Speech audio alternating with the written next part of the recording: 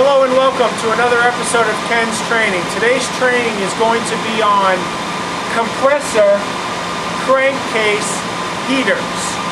Now, I got two crankcase heaters on this table in front of me. This one, I'm not sure what they call it, but I call it the insertion type because it has to insert into something. This one is what's called the belly band crankcase heater. And it goes around the belly, the bottom section here of the compressor. The purpose of a crankcase heater is to keep the shell and the oil warm to drive the refrigerant out of the oil. Oil migrates, refrigerant I should say, migrates to oil.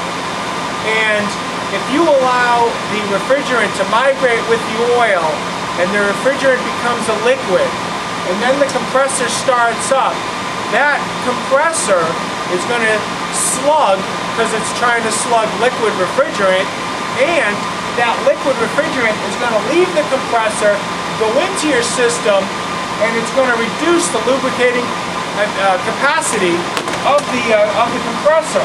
So what's going to happen is you're going to slowly kill your compressor because you're slugging it and you're losing the lubrication. It doesn't have the proper lubrication. So how do you prevent that? You use a crankcase heater. What exactly is a crankcase heater? It is nothing more than a resistive element like a toaster to create heat, to warm up the shell.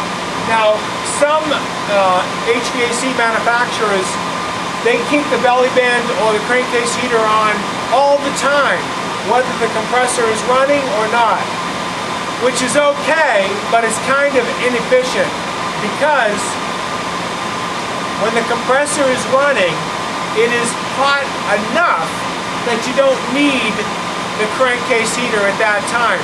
The friction and the heat of the compressor is enough to prevent refrigerant migration. But the only way you know for sure is you have to look on the schematic of the data nameplate of the schematic of the HVAC unit on the electrical panels to determine how the manufacturer did it. Or when you got your crankcase heater on, you just throw on your amp probe here, and it's going to tell you whether or not you're pulling amps or not. So if the compressor is on and you're pulling amps, there's a high probability that the manufacturer's got it set up just to stay on all the time. As long as the disconnect is on, the crankcase heater will be on. But again, you need to verify that. Now, when you're dealing with this type of a crankcase heater, it has to insert onto a special area on the compressor. And you can put what's called heat conductive compound, which is a silver paste, inside the cavity. Push this in the cavity to make sure that you're getting good contact from the heat element onto the shell. This compressor here came with this particular type from the manufacturer. Underneath the belly of this compressor, there's a special spot that this inserts into. This particular crankcase heater is died. It's shorted out, as you can see right here. And instead of replacing it with the same type, we're just going to replace it with this type here, which is the belly band heater. We took the diameter of the shell and the voltage, the same voltage that we were dealing with here, which in this case is 480 volts because it's single phase, so it's two hot legs of 277, which makes 480. Now, when you want to test your crankcase heater, this is how you do it. Take your meter, put it on ohms. I'm going to put my backlight on here so you can see this. Now I know this is a bad one right here, so we'll test that one first. Now the first thing I'm going to do is I'm wearing gloves. I'm going to just touch my fingers to make sure that the meter is not picking me up. The meter will actually pick up my skin. See right there, the meter is just measuring my skin right there. So you have to be wearing gloves. Oh, hang on. You have to be wearing gloves if you want to do this the way that I'm doing it right here. Unless you got the fancy alligator clip leads, which I don't have with me right now. Okay, so I'm on ohms. We got backlight on, and I'm checking the resistance across the two leads. You'll notice there is no resistance. That tells me that this is open. Another thing I'm going to do, I'm going to touch this.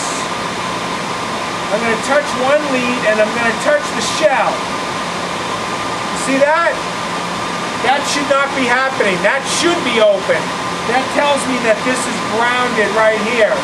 And you can see that evidence of that right here. Now,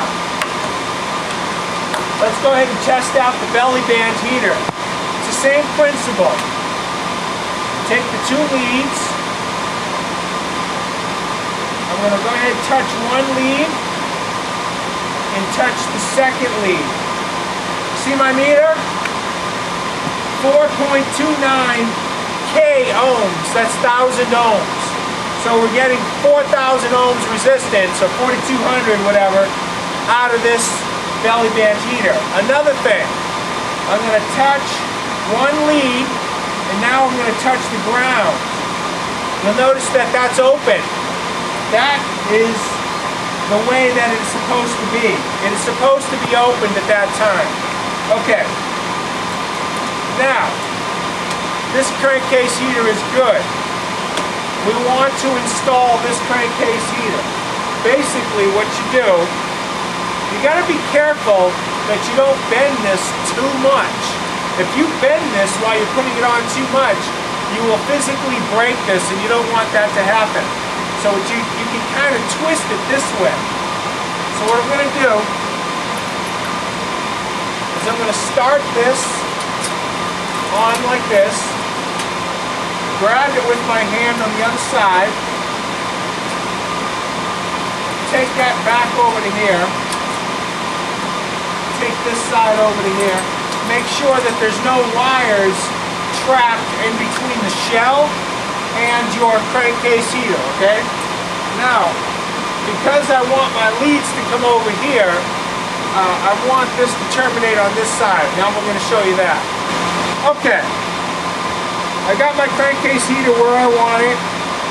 Now, when you bring the two leads together, you push that in and just cut that over as much as you until that's like that. I want this to reside close to the bottom because this is where the oil is. And I want it to be kind of uniform all the way around. No wires are trapped underneath. I got my drill.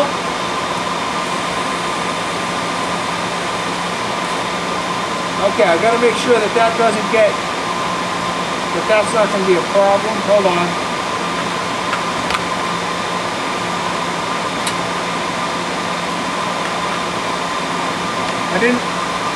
As I was tightening it, I wanted to make sure I wasn't pinching my lead. So I was paying attention to that. Oh! There we go.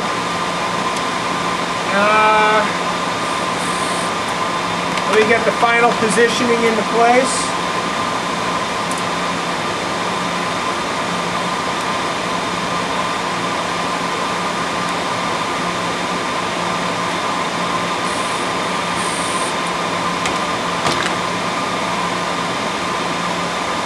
Okay, right about there. I'm going to go ahead and go back to tighten.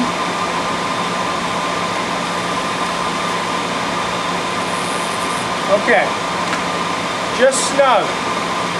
You don't want to strip this out. Now that that's nice and tight and it's on there appropriately, all I need to do to finish this job is simply make up my leads over here in the terminal box of the compressor. And basically that's it. So that's how crankcase heaters, why you use them, a couple different types, how you test them with the meter. And then once this has actually got 480 volts on it, what you're going to do is you're going to take it, put your meter on ohms, amperage rather, put your meter on amps, and you're going to clamp around that, and you want to see a Okay, so small I'm back amp to my draw. crankcase heater project. I got the belly band heater on, I got the unit powered up, and I'm just going to show you on the meter here the amp draw. It's actually, I just took it, it's very, very light. Working solo, so I'm also behind the camera. Alright, so here it is. You'll notice my meter, hang on, get you right in there so you can see it. Okay, my meter's showing 0.1. Now I'm going to go on to one of the leads. Make sure your meter clamps down appropriately. Hang on, I got this red hose in my way. And you'll see right there that it just goes to 0.08. Now, that's very small. That's all that there is. Now, another thing that you're going to do is here's the belly band heater right here. What you're going to do is you're just going to take the back of your fingers like this and just tap it. And you can feel that this is super hot. If you're going to get burned, you want to use the back of your hand, not the front of your hand. And you just want to kind of just lightly touch it like that. This is getting super hot. So I know that crankcase heater is absolutely working. Now, I've also got one more unit right there. Same thing. Very hot. So that's it. So that's it. Once you finally install the crankcase heater, you want to make sure that it's working. Put your amp clamp on there. You can see that it just draws 0.06. I couldn't remember what the exact number was. I said a higher number earlier, but anyways, you can see the drawer is not even 0.1 amps, which is a very small trickle amount just to keep that thing hot. But that thing is hot. Like if you were to put your hand on it, you could not rest your hand on it and leave it. It's that hot. So, anyways, that's it. Hope you enjoyed it. Thank you. All it is meant to warm up the shell to keep out refrigerant migration. That's it. I hope you enjoyed the video. Click on like if you did like the video, and check out my YouTube channel, Ken Training, and that's it on YouTube. See you later.